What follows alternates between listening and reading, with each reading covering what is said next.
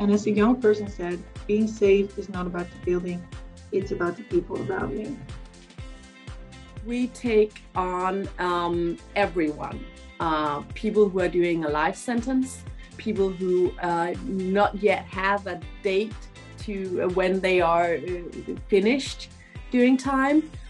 We take everyone, and with every type of crime, which means that a lot of the people that we get in our facility, they have actually already stayed like 10 years in prison.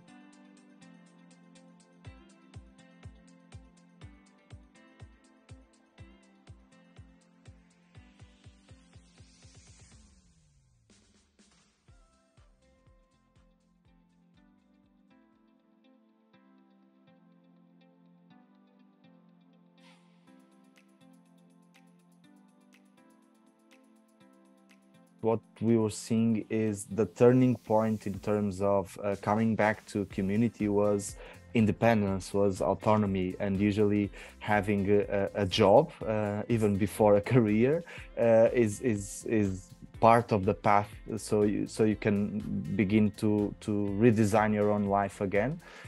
So this is our starting points on the employability. And this was mainly what we found out at that time was there's this strong correlation between unemployment and recidivism.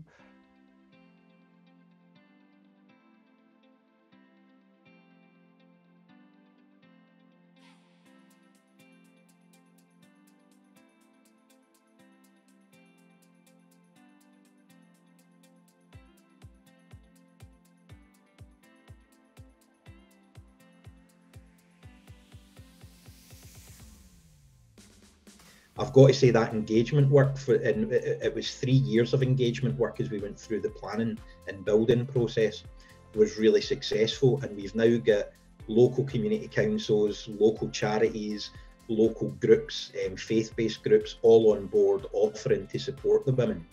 We really are trying to tear figuratively and literally the walls down between custody and the community.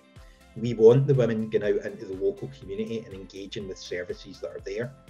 But equally, where there is community service provision, if we are running something in the hub that a woman engaging in the local, a woman in the community would benefit from, we want to open that up to them as well.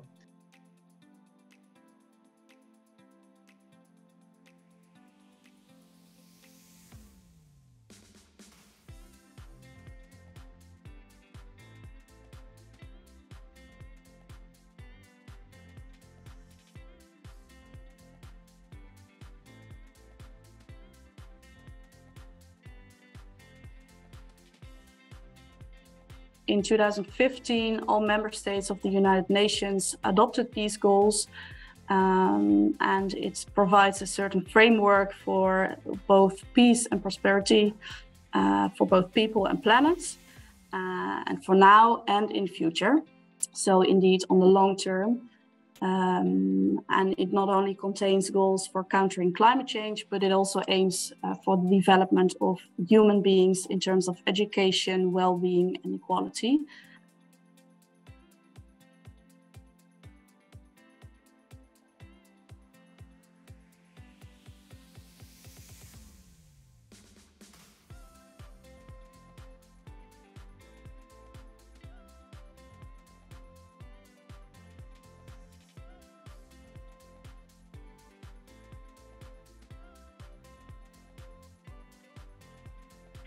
Maybe a very interesting anecdote related to this is a couple of years ago, I listened to a presentation. It was in the US, something from a kind of entrepreneurship guru who was talking about entrepreneurship and the important skills to learn to people to become an entrepreneur.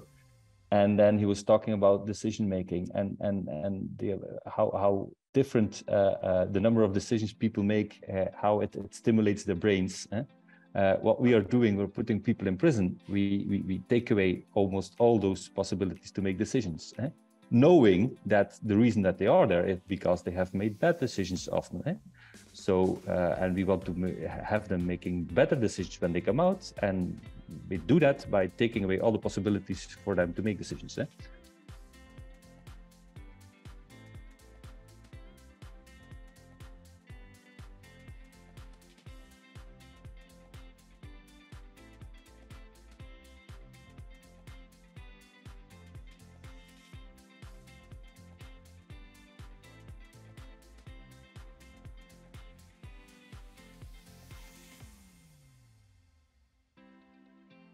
And it's basically saying, if you ever make a city portrait, I would say there's three main storylines in the Bijlmer. It has to do with framing and Dutch beeldvorming, spatial practices and social practices. But how these all relate is the real story to me. Of course, you know, the building can contribute to it, the appropriation process, but it's also more the ethos of the place and the people that do that. So that's my suggestion. I mean, the building doesn't have the full responsibility for what can happen inside it.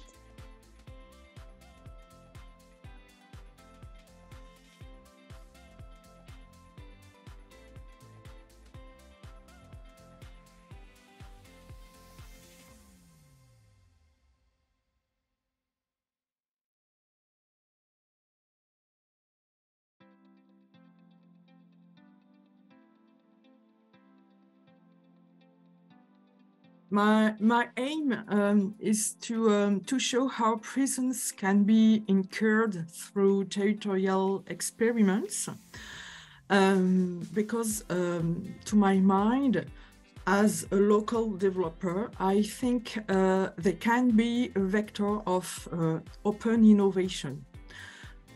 What's important that this event is jointly organized by Prison Service, Probation Mediation Service, and our organization. And this cooperation is really, really close, and each of us has a different role and influence in the project. So I think this connection is also very unique.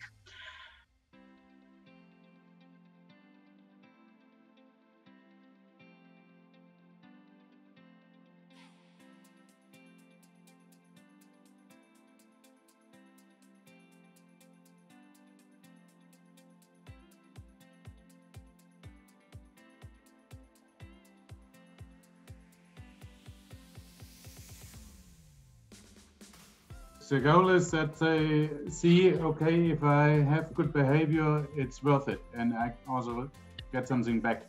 So the goal is to give them positive feedback, but obviously for some things you can't give positive feedback, so you have to also be very clear what behavior is not wanted. But the goal is to give them positive feedback and to show them, okay, it's worth it to behave in a certain way, it's worth it to help each other, it's worth it to respect each other, so to teach them values through a positive feedback. So what we see is we have significant differences that the small prisons that takes less than 50 prisoners have better scores, or the quality of life of prisoners and stuff. I'm just showing you the results from the inmates here. You see that they are significantly better than in medium-sized and large prisons.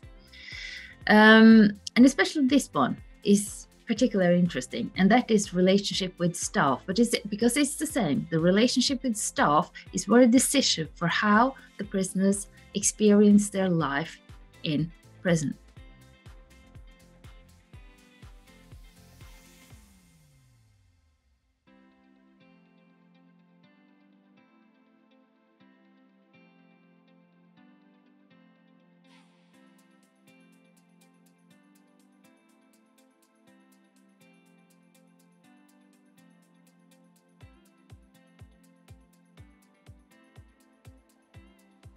It's very easy to develop the hard skills, because you buy the computers, you create a dedicated IT network, upload the training materials, and then, okay, here it is, learn it, read it, and be smarter.